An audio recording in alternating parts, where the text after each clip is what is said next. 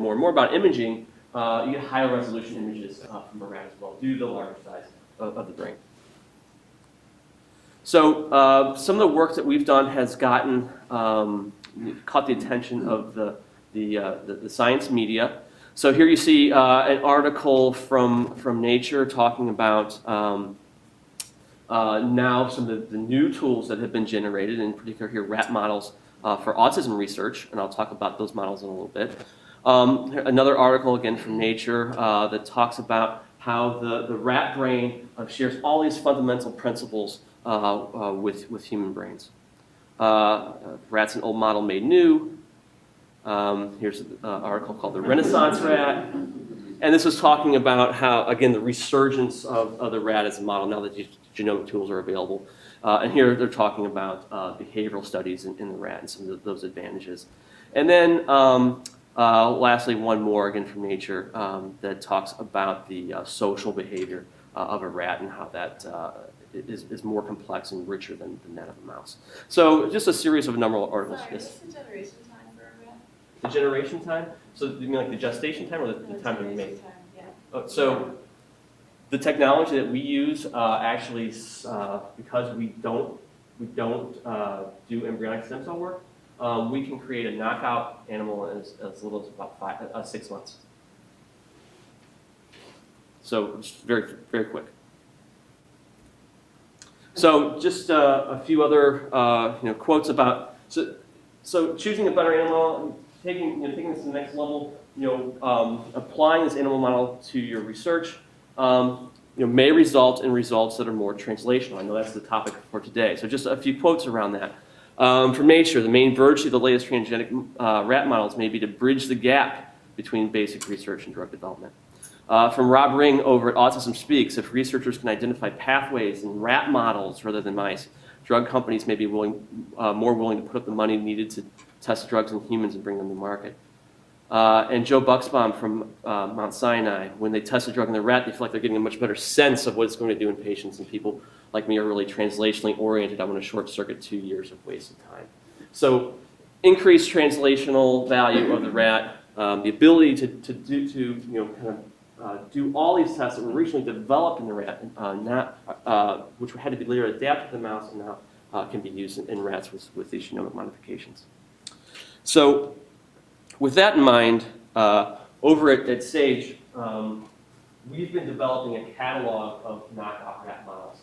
And we've had a particular focus in neuroscience, and you see that here. This is our entire catalog. It's expanding by the moment. But the idea here is to bring these new models to market and to bring them into researchers' hands so that they can study these diseases in a new way, in a new model system that may reveal some more translational results. So next, I'm just going to talk about a few examples of some of the models that we've made and how, in some cases, how they may be advantageous to mouse, and maybe some of the things that you can do in these rats that might not be possible in a mouse model. So the first set of animals I'm going to talk about are some models that we've made in conjunction with the Michael J. Fox Foundation for Parkinson's disease research. And there's been a problem in the Parkinson's disease field in that, as you see this quote here from Neuron, that none of the current PD models are completely recapitulate the key clinical and neuropathologic features of Parkinson's disease. There really hasn't been a perfect model of Parkinson's disease. And so that was our hope, was to change that, was to create some better models. I won't say perfect, but some better models of Parkinson's disease. And so we've worked with the Michael J. Fox Foundation to produce several lines. And these are all global knockouts of genes that are known to be important for Parkinson's disease. And that includes LRRK1 and LRRK2, PARK and PINK1, and DGEN1. And I'll show you just a little bit of data from a few of these lines. Now, importantly, the equivalent mouse models have shown no real phenotypes. So, one of the things to see here is there a strain, or not a strain, a species difference if we were to recapitulate these knockouts in rats.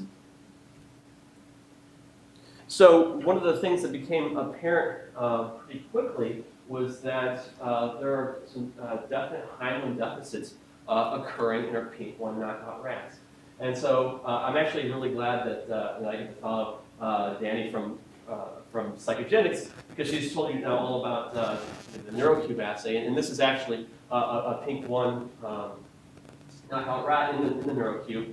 And I won't go through all the details and specifics, but you can see here that there's this progressive loss of hind limb use in this pink-1 knockout rat. You can look at relatively early time points.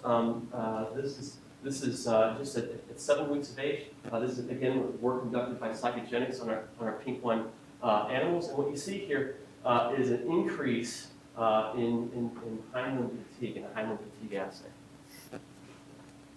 And then next, again, work performed by Psychogenics assaying the performance of these animals in a tapered balance beam assay. And again, looking at relatively early time points, you can see an increase in hind limb foot slips in the pink-1 knockouts, again, owing to this hind limb deficit or motor phenotype that's occurring in these animals. Now, that's the behavioral part is really great.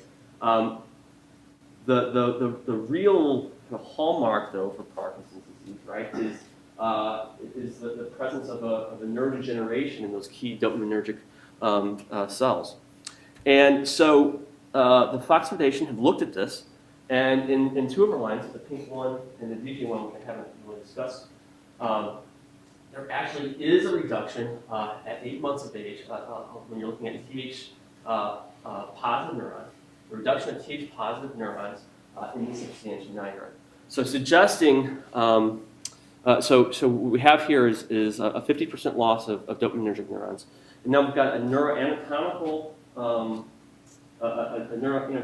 changes that you would expect in the PD model, and coupled with some of these behavioral changes, starting to make a really, we think, exciting model for Parkinson's disease. Some of the other things that you can do with a rat, before I get ahead of myself. So one of the things that happens pre-symptomatically in Parkinson's disease is that there's a loss of the sense of smell. In humans, this is often reported, and you see here olfactory dysfunction in Parkinson's disease.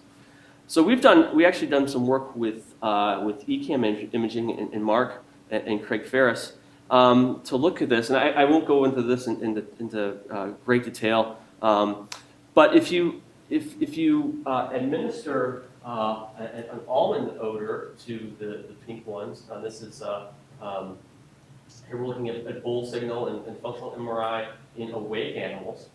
And we're looking at here at activation or positive bull signals in the piriform cortex.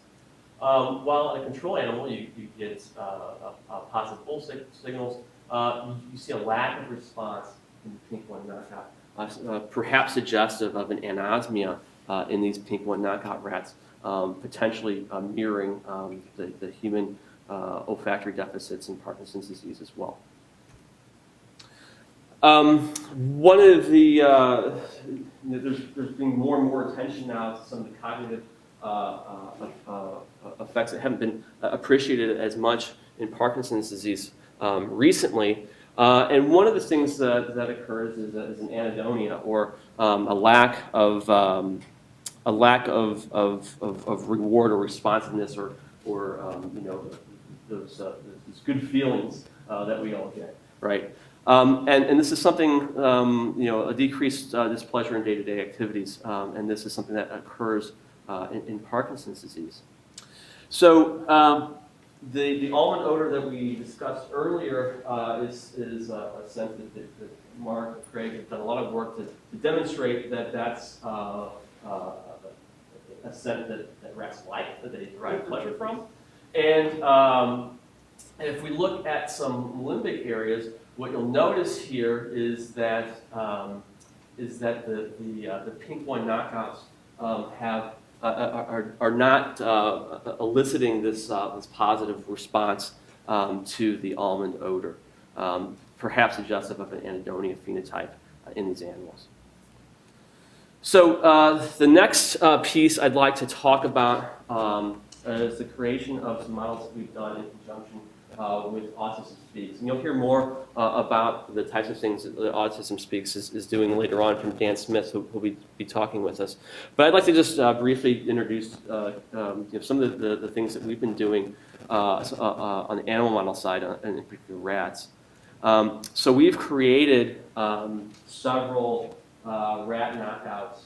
Again, these are all global single gene knockouts of this list of genes. These three here, CatNap2, MET, RBFOX1, are ones that we'll be adding to our catalog in the very near future. But you can see here we're developing quite a portfolio of models useful for autism. So you probably all know this, but autism is characterized by decreased social interactions, decreased communication, and also the presence of repetitive behaviors. And very interestingly enough, our rats don't play together. So you see that here, and this is an FMR1 knockout and Neuroscience knockout. You see these decreased play behaviors. This is something that's actually really interesting because this is what's called rough and tumble play. It happens in the juveniles. The rats kind of wrestle around, much like our kids do, right? But this is a behavior that mice don't do. They don't elicit this play behavior, so it can't be measured in mice.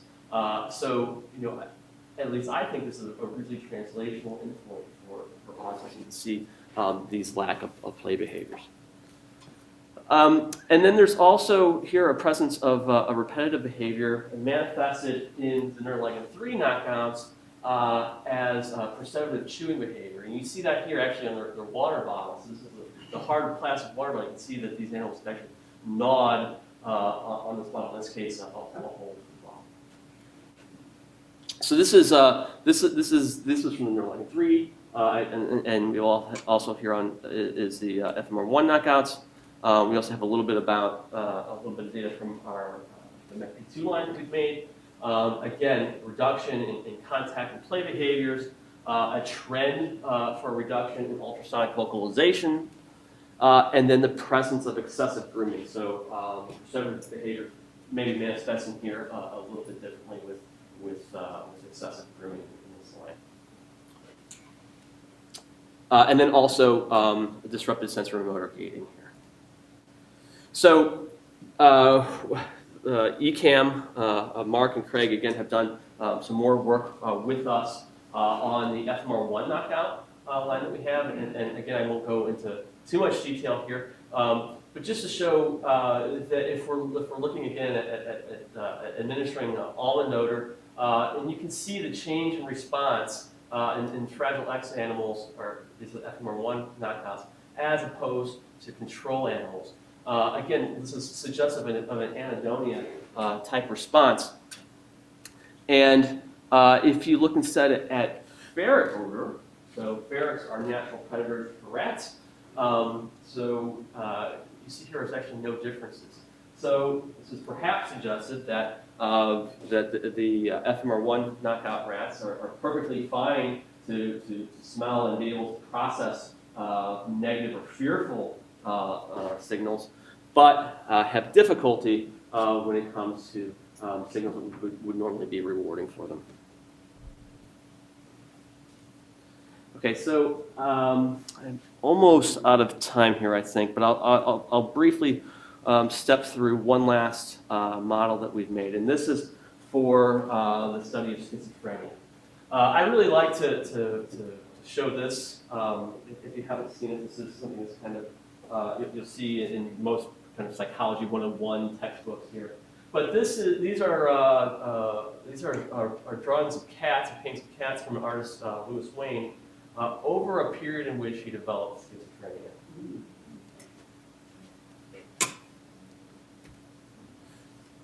So the gene I'll be talking about here is DISC1, stands for disruptive schizophrenia 1.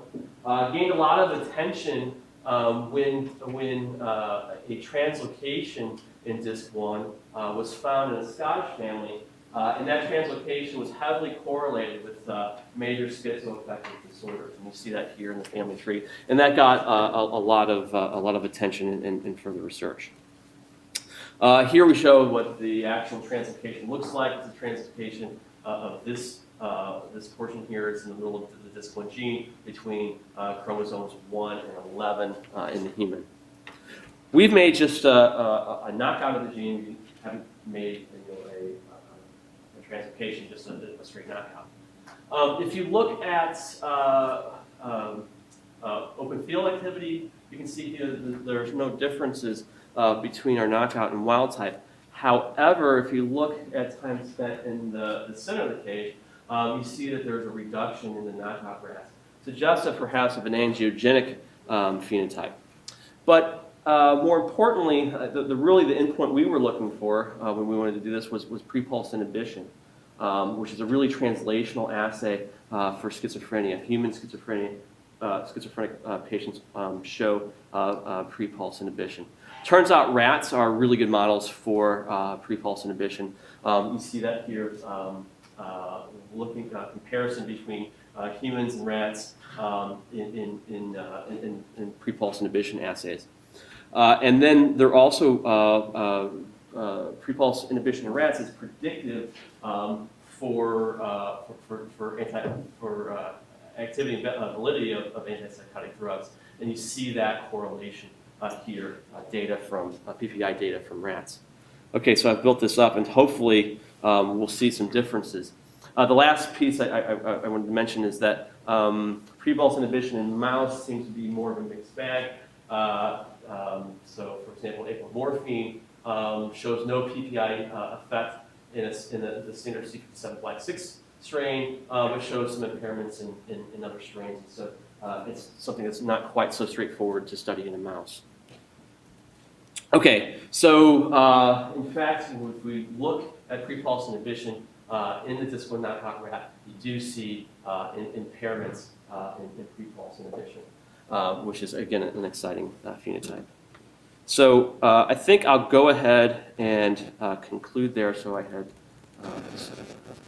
skip to the end here, and just acknowledge all the people here who've been involved in this work. These have generally been massive collaborative projects. So the whole team here at Sage Labs, along with researchers at the Fox Foundation, or collaborators at the Fox Foundation, Will Research, Psychogenics, Baylor College of Medicine, Pfizer, among others. So with that, I'll conclude and then take any questions that you may have.